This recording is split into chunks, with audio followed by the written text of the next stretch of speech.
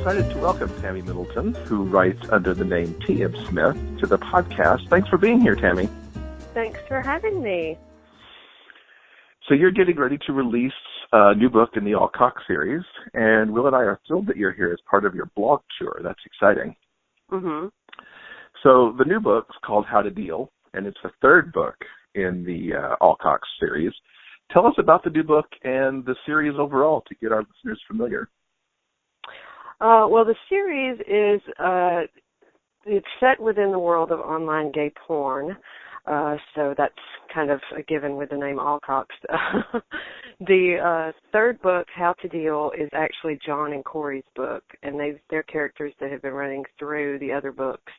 Fan favorites. They really, their story just really wanted to be told. So, and I had a lot of fun writing them. They're a little bit different, so their relationship's a little bit volatile, so it was fun to kind of write that push and pull there and add something a little bit different to the series, because I don't want all the books to be the same, and I don't want it to be just about the world of the online porn. I want to show the lives of the different guys inside and outside of that aspect of their lives, so it's a lot of fun to write, though. Sure. I mean, that's an interesting world to explore with the characters that could be in there and how people in that world would also fall in love, given what they do for work. Yes. Yeah, that's an aspect of it, too, that I'm following reviews and getting comments from other authors and other people. You know, sometimes some people say, well, I don't understand how, like, when you get into a relationship with someone, if you're both not porn stars, how does the other one deal with it? Which there's a little bit of the play on the title, you know. It's like, how does, when John is not in it but Corey is in it, how do they deal with this, you know? So that's interesting as well. Where did you get the inspiration for the series? I actually got it when we were in Chicago for GRL, not this year but the year before, and I got to meet a couple of cover models who are also gay porn stars, and had some very interesting conversations with them throughout the several days that we were there. So the first book in the series was born from those conversations, and in the beginning it was just going to be the one book, but as I started writing it and these characters started coming to life, I started thinking, well, now I want to write this book, and now I want to write this book. So the series just kind of took off from there, and I don't know for sure how many books there are going to be yet. I don't want to get astronomical with it because that's just too much to keep up with. But I'm sure that there's going to be at least 5 more books because there's at least 5 more stories after this one that I can tell, you know? Nice. So that's going to get you potentially to a total of 8, I guess. Yeah, potentially 8 in the series, yeah. Maybe 9. I think that I would cut myself off after 10. I don't, and that's a stretch, you know, not to say that there's anything wrong with series that go that high. I mean, you know, like Sandrine's in like book 25 in her Assassin Shifter series, and I love to read them, but oh my, I mean, just to keep up with that many storylines going forward, I don't know that I have that much energy. It would be a big world to build to go that far. Yes. You know, and she writes full time. I don't quite have that pleasure yet. One of these days, hopefully, you know. So if I could write full time, then I might explore expanding. And who knows what'll happen between now and then? That's a good 2 or 3 years worth of books. So we'll see where life is then. So now you've got another series with opposites, which is very, very different than Alcock. Tell us a little bit about that one. That one is sci-fi dystopian.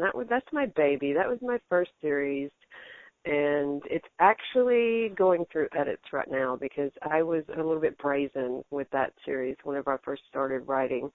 Not only was I just writing and learning ins and outs and different things to do and not to do, I also did not have an editor, which was almost a kiss of death for that series. So it definitely affected sales.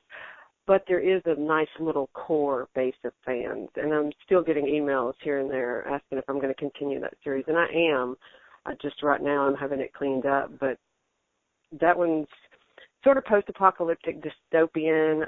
It's set several hundred years in the future, and the world has changed a lot, and it's kind of like definitely an opposite from what the world is now, as to where there's issues with people that are gay and lesbian and their rights and things that they can and can't do as far as marriage. And we've come a long way since I started writing it. So I flipped everything when I started writing it. So to be gay lesbian is the norm, and to be straight makes you the opposite and kind of the outcast of society. So it's fun to play with that. And I'm very interested to see where my mind is going to go with that series now, 4 years later, after I started writing it, and all of the changes that have taken place in society and how that's going to play into the books.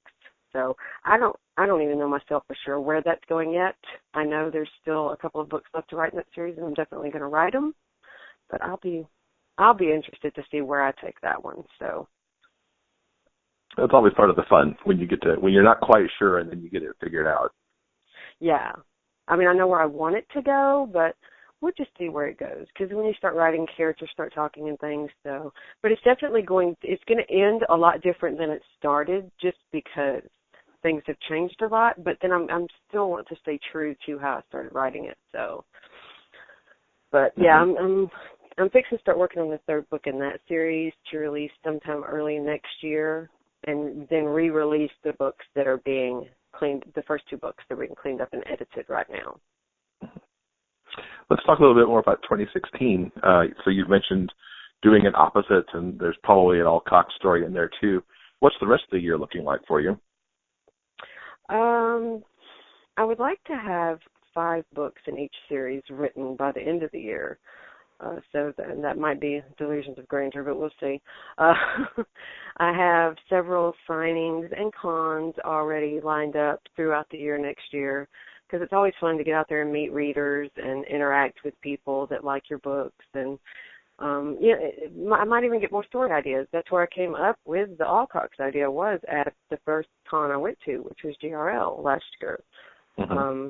I've signed a contract with a French publisher for the Allcocks books, at least up to the 5th book, and I'm certain that any more than that are written, it's just you can only tell so far in the future. So I've got that, and the first book should be coming out early next year. I'm cleaning up the edits and going through and listening to the first book, Day for Pay, in the Allcocks series, having it put on audio. So that's progressing nicely. I think the last time we talked, he hadn't finished yet. Now he's finished, but I've got to go through and listen to all of it. And so I still don't know that will be out by Christmas, and hopefully, but that might not be out until early next year either. So, and I want to continue to move forward with those and get them all out on audio. And then I'm talking to Greg Tremblay for the opposite series, because I just love his voice. So, that's it. Who's your narrator for Allcocks? His name is Matt Costanza. Okay. He's done a couple of books. I can't remember the author right off the top of my head right now, but he's done a couple of light BDSM books. That's how I kind of found him, because I'm not sure how you did yours when you put yours on audio, but I went through the ACX, the Audible thing, and you go in there and you just listen to the little samples of different narrators, and narrators can submit to you as well. So, and I did that 3 or 4 months ago is when I first started it, so it's definitely been a little bit time consuming, but yeah, you want to get somebody who's right for the book, so. Yeah, the right voice is everything. Yeah, and I'm still not 100% certain that I got exactly the right voice. I don't know that there is one, but yeah, he's about as close as I could get, and I liked the work that I listened to of his. So it's been a progress, but it's getting there. So hopefully soon. So tell us what you like to read in the romance genre, like maybe some of your favorite books, or maybe your favorite authors or subgenres you like to read. Yeah, we could be here all day talking about that.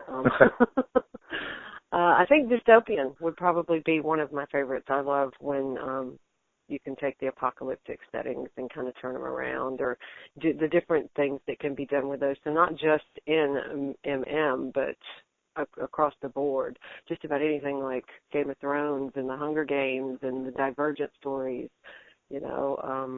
there's a book series by Brandon Sanderson, the Reckoners series. It's kind of, it just like takes the TV show Flash and put it to a dystopian setting. So that's kind of like what that is with the metahumans and the different ones that have different powers and things like that. So that's a very interesting series. So I always like those kind of books. In our genre, there's so many. I love all of Sandrine's books and Andrew Gray, and Mary Colmay is really good, and your hockey stories are good too. So. Well, thank you. I appreciate that. Hey, hockey is like the only sport that I know. I think it's because my sons both played soccer, so I was like the soccer mom, and the rules translate to hockey very well. It's like soccer on ice skates, so I could recognize what was going on. I don't like football or baseball or basketball or any of that. I'm definitely not a sports kind of girl. So even before I started reading or writing in the genre, I really loved hockey, so it's fun to take the only sport that I can recognize and then put hot men in there. So that's always a treat. You just don't hear many people in Texas like that hockey is their go-to. Yeah, but we do have the Dallas Stars, though. That's true. So you knocked off so many of the top Texas sports when you knocked out football and baseball and all that stuff. Yeah, I mean, I like to go to games just because it's fun to be in that atmosphere, tailgating and sitting there in the energy. So when we can go to games, I'll go, but my preference would be hockey. If I'm ever in Dallas, maybe we can get to go to a game sometime. Oh, that would be fun. I think the Stars are doing pretty good right now. I haven't watched a game in a little while. I've been so busy with so many other things. But I think that they're doing okay right now. So I'd actually have to look it up. They are doing pretty good. Yeah, they're having a pretty good season so far. Only a couple. Well, it's about 2 months in now.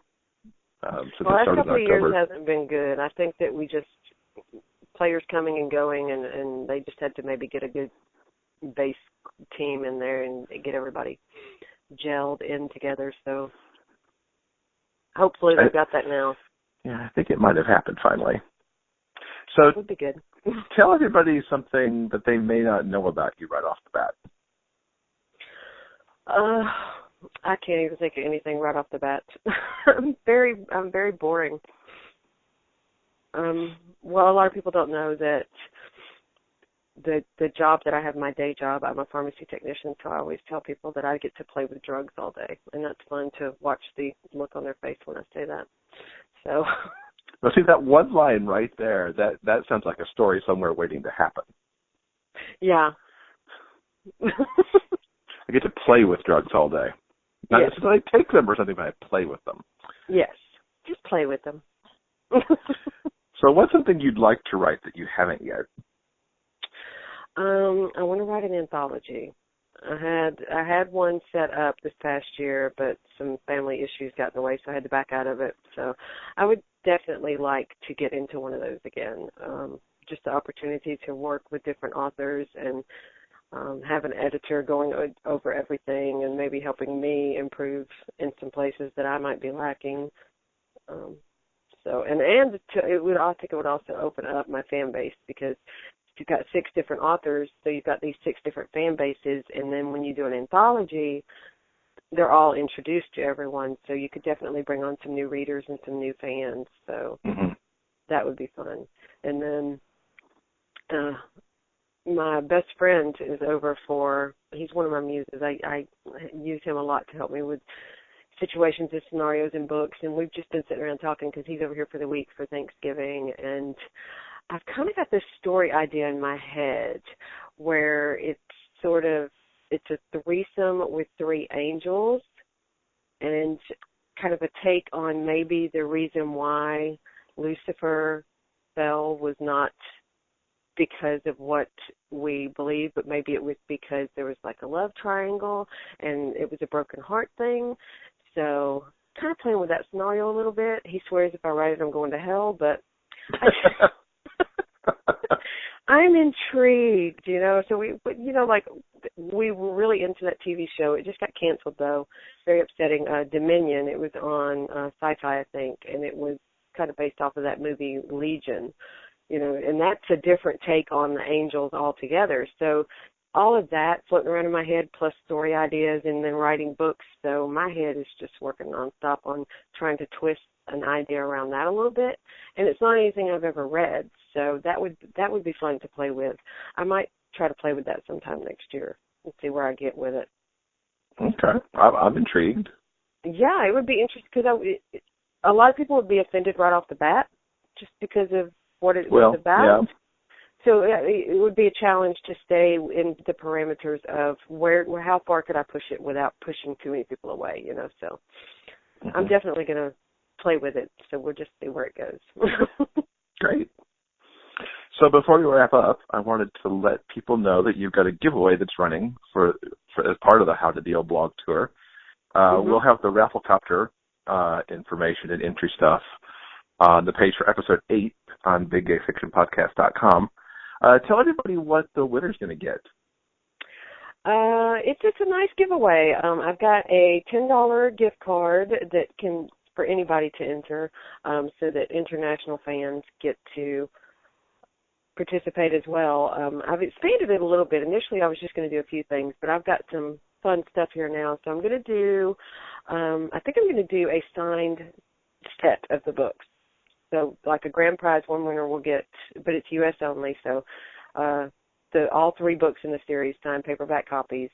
And then I'm going to do a fun swag bag that's going to have, I had some coffee cups made. They're neat looking the way that I had them done. It's got the 3 book covers on them, but then they're split in the middle. So they're neat little, and then stuff that full of, I've got some fun chapstick and keychains and stuff. So do a grand prize with 3 signed books, a swag bag, and then the $10 Amazon gift cards so that international fans can have something as well. Excellent. That's a good package. And I believe people can enter through December 7th? Yes, through December Excellent. 7th. So for folks who listen to this, the 27th through the 7th. For the people who catch this on the day that it drops, on the 30th of November, they'll actually have about a week to get in there and sign up for that. So that's awesome. Yeah. And of course, the website will also have all of the links to go find your books and pick them up on Amazon. Yes. And you can go to my website, www.ttcbooksandmore.com, and all my info's on there as well. And there'll also be a link for the full schedule, so all the different blogs can be visited, because there's going to be some different things. I've got the podcast with you, and then there's some guest posts, and I actually did like a 4-part Q&A that's going to be split over 4 different blogs. So excellent. Yeah, we'll definitely hook up to all that information. Well, Tammy, thank you so much for being with us. Yes, thank you for having me.